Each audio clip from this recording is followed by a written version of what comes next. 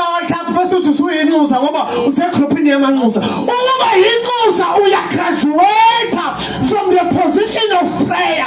Uphakame ngoba ukuba yinxusa usungasasebenzi ngokuthi ngiyathandaza ngihlelile namhlanje. Usuka kuseni wenze breakfast, wenzela abantu bonke. Uthi usunenzile, wenserve endlini. Uthi uhlala phansi uyadla. Ethi mongcwele wena usudla namhlanje. Uma uyinxusa awuyenzi iphutha lokungalaleli before Jesu. manje ke umbono nombono udinga ube nabantu abamanxusa. Those are pillars. Thina singabona abantu sekuthiwa kube nengozi N2 abantu akade bezintabeni bangena engozini.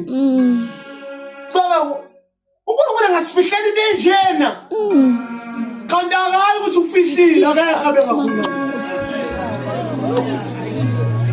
Hawu manje.